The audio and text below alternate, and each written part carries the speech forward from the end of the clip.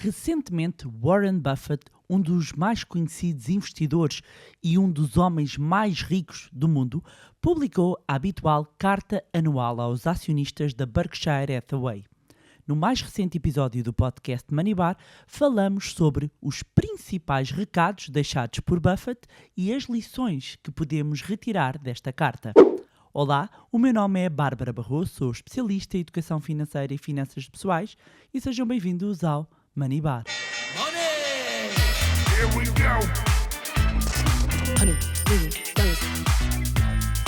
The dollar is our god.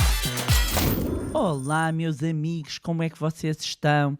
Espero que estejam todos bem, de boa saúde, pois hoje vamos falar da célebre, a famosa carta que Warren Buffett escreve aos acionistas e cuja última foi conhecida há alguns dias. Por norma, o mundo financeiro para escutar Warren Buffett. E porquê? Porque Buffett é um dos mais bem-sucedidos investidores de todos os tempos, porque é um dos homens mais ricos do mundo, porque as palavras de Buffett têm eco no ecossistema financeiro e todos querem saber não só quais é que são as ações que o Buffett comprou e porquê, quais é que vendeu, qual é que é o sentimento e as perspectivas do investidor para os próximos tempos. Além disso, Warren Buffett é conhecido por gostar de deixar assim uns recados e por vezes algumas alfinetadas nas suas intervenções. E umas vezes guarda essas alfinetadas para a reunião geral da Berkshire Hathaway, o conglomerado que gera com o seu amigo de longa data Charlie Munger, que, caso não saibam, o Charlie Munger atualmente tem 99 anos e o Buffett 92, e este é sempre um momento quase solene. Pois Buffett, também aqui uma nota, para algumas pessoas podem não saber, aos 92 anos, conta com praticamente 80 anos investidos no mercado. É isso mesmo, é que Buffett começou no mercado, comprou a sua primeira ação aos 11 anos. Talvez pondo em números possa-se conseguir entender a razão pela qual não só todos escutam Warren Buffett, como a filosofia de investimento em valor tem, passa a redundância, o seu valor.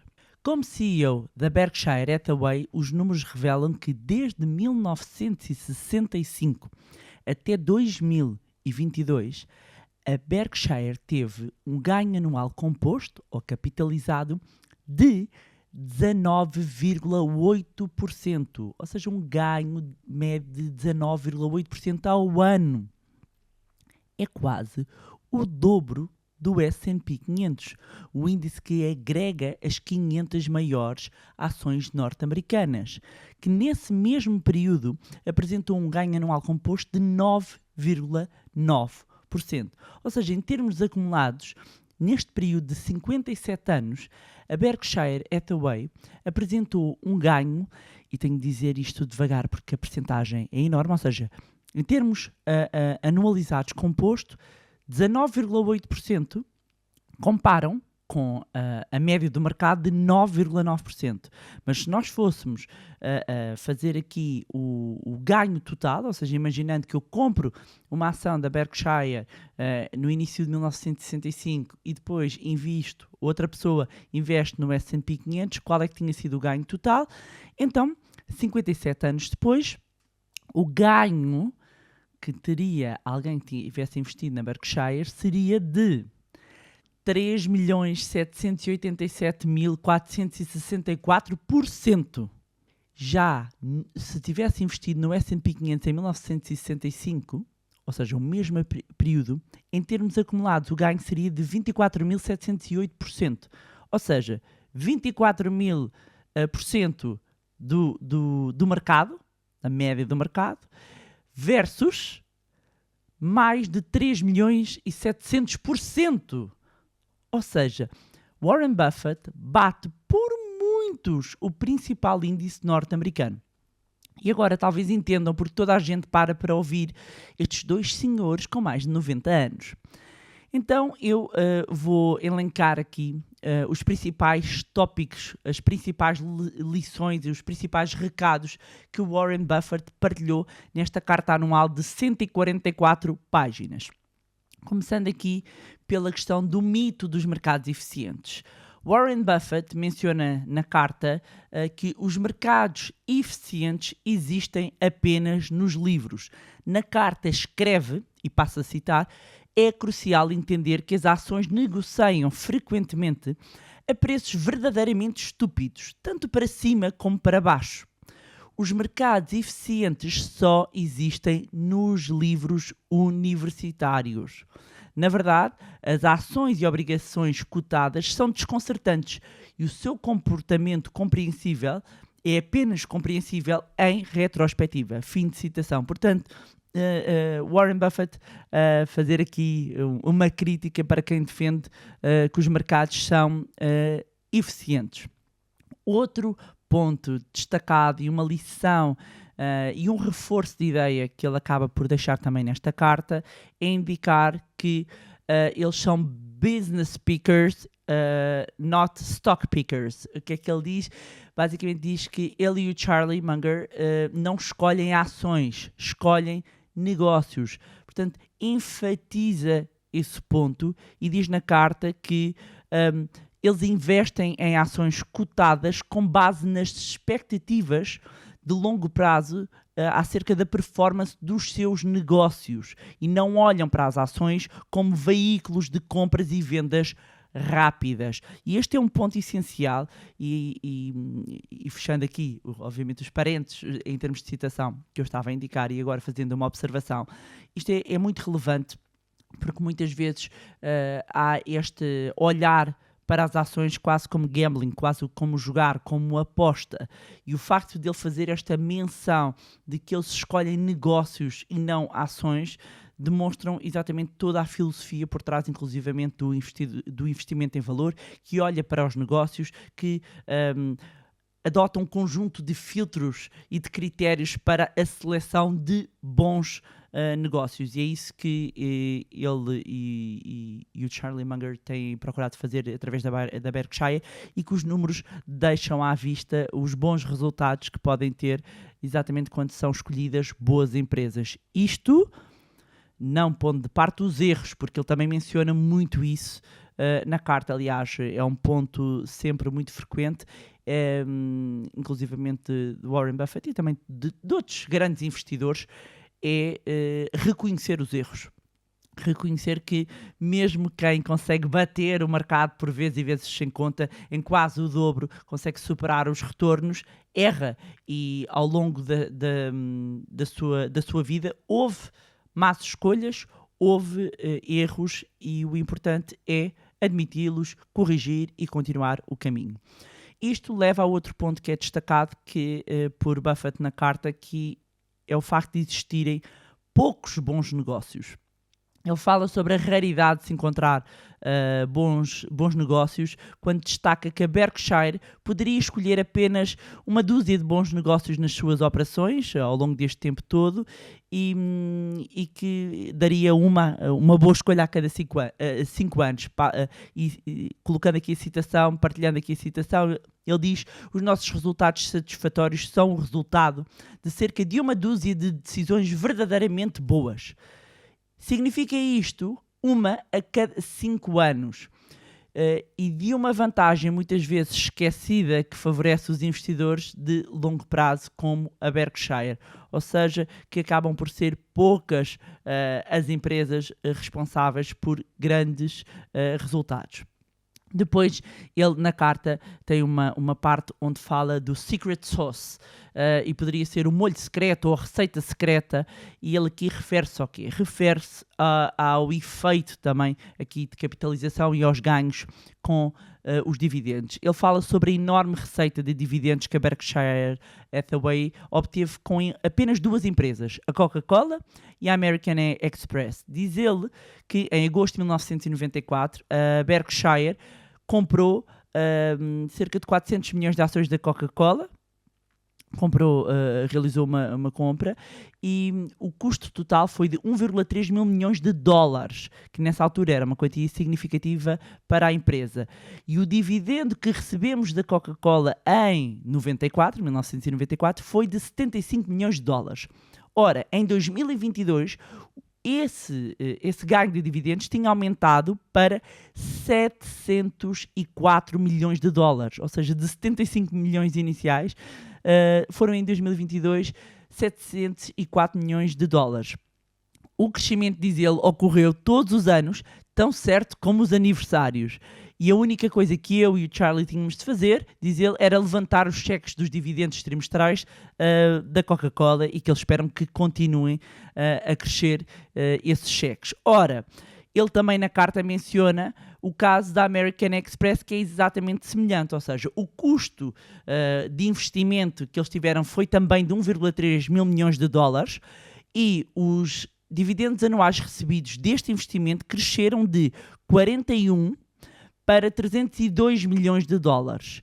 E também aqui ele espera que estes ganhos continuem a crescer, embora indique que, sendo agradáveis, estão de longe de serem espetaculares, mas trazem com eles ganhos importantes também no preço das ações. Ou seja, estas duas empresas eles obtiveram não só ganhos por via de dividendos, mas também da valorização das ações. E diz ele na carta que no final do ano de 2022, o nosso investimento na Coca-Cola valia 25 mil milhões de dólares e na American Express 22 mil milhões de dólares. E cada posição representa cerca de 5% do valor líquido da Berkshire.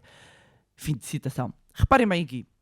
Investiram 1,3 mil milhões de dólares em cada uma e estão a ganhar 25 mil milhões de dólares numa e 22 mil milhões de dólares noutra. É por isso que ele, mesmo na carta, indica uma lição para os investidores. E passo a citar.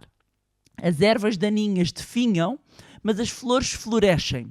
Com o tempo, bastam apenas alguns vencedores para fazer maravilhas. E sim, ajuda a começar cedo e viver até aos 90 anos. Fim de citação. Portanto, claramente a mencionar também aqui o efeito do tempo como um fator a favor deste crescimento, não só do investimento através dos dividendos, como também da valorização das próprias ações. Depois, outra lição que podemos retirar da carta tem a ver com a preferência de ações em vez de obrigações. E diz que se em vez de investir 1,3 mil milhões de dólares tanto na Coca-Cola como na American Express na década de 90, se a Berkshire tivesse investido em obrigações, como por exemplo títulos a 30 anos, o investimento teria gerado apenas um retorno de 80 milhões de dólares. No entanto, ao preferir investir em ações, a Berkshire agora ganha quase 1.000 milhões de dólares por ano. E o investimento total das duas, combinado, vale 47 mil milhões de dólares, ou seja, 10% do património líquido da Berkshire.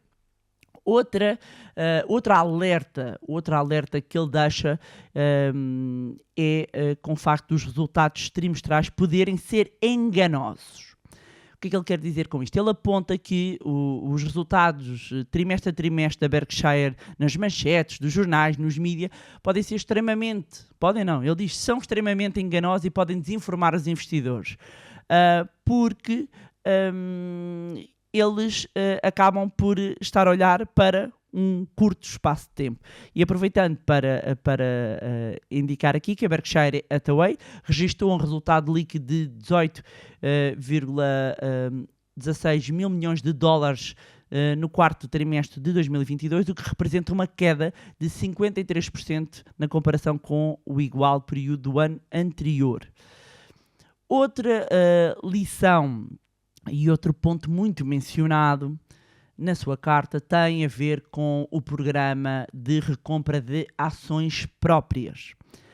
E ele diz, porque, para quem não sabe, a empresa tem um programa de recompra de ações próprias e há muitas pessoas que criticam que continuem a recomprar ações próprias, ou seja, a optarem por este tipo de programas, mas eu depois também noutro episódio posso falar mais em detalhe disto.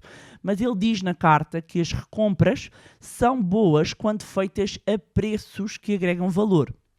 Por outro lado, quando uma empresa paga demais por isso, os acionistas atuais tendem a perder. E então ele diz o seguinte, vou citar: quando uma empresa paga demais pelas recompras, os acionistas perdem.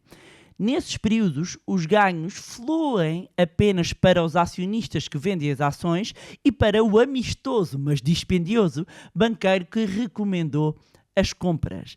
E ainda lança mais uma farpa.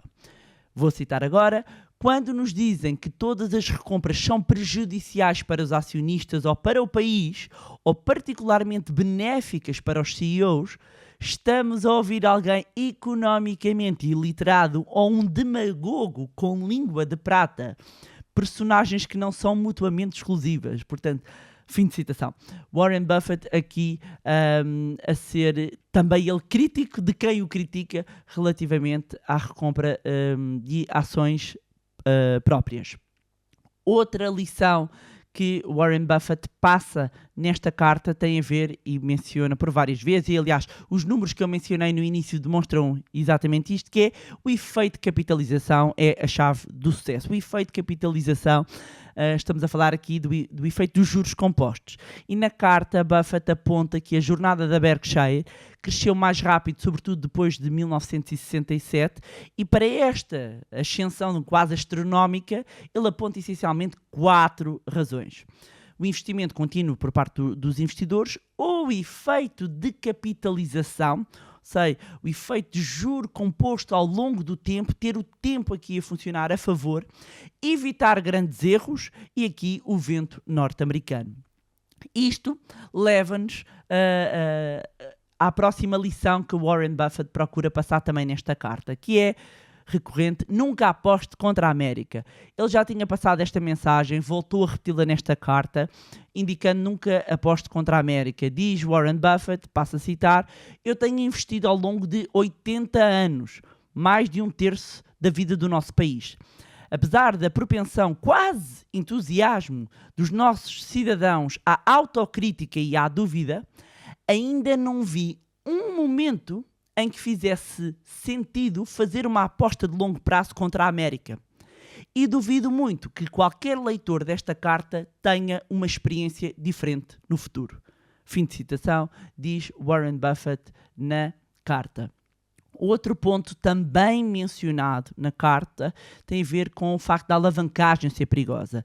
Ele cita o seu parceiro de longa data, Charlie Munger, para apontar que a alavancagem é perigosa, porque não existe 100% de certeza ao investir. Isto significa que, apesar de se poder obter altos ganhos, sobretudo no curto prazo, quando o investimento cai, pode levar a uma anulação total dos ganhos anteriores. E partilha uma frase do amigo, passo a citar: no investimento não existem coisas 100% seguras. Assim, o uso da alavancagem é perigoso. Uma fila de números maravilhosos multiplicados por 0 será sempre 0. Não conte ficar rico 2 vezes. E portanto, deixar o alerta através dessa frase do Munger. Agora, último ponto aqui que eu gostava de destacar. Há muitos pontos, eu estou-vos aqui a resumir um bocadinho dos pontos, das lições e dos recados que ele deixou, que é uma lição que diz: não há nada melhor do que ter, no fundo, um bom parceiro.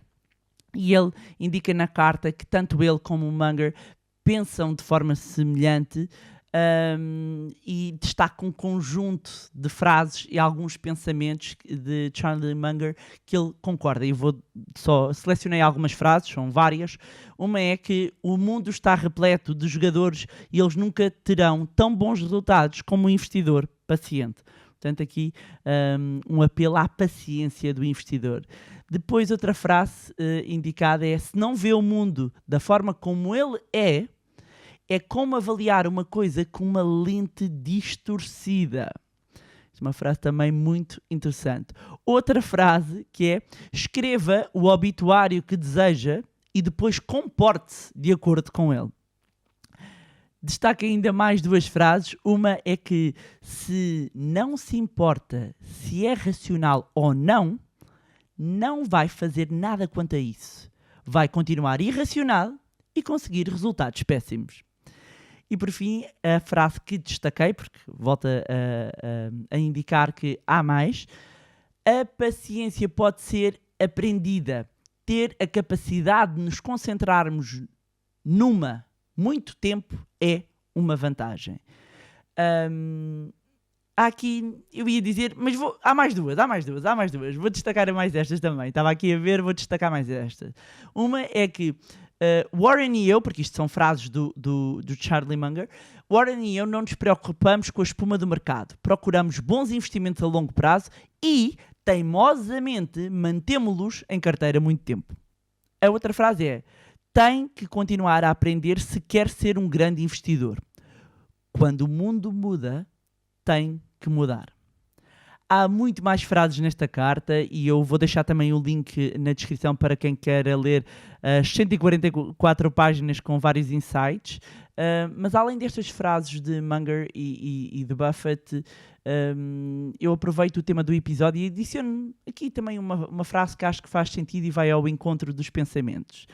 Encontre um mentor que tenha provas dadas e a capacidade de o desafiar e fazer crescer, e mantenha-se por perto dele. Quem diz dele, diz dela.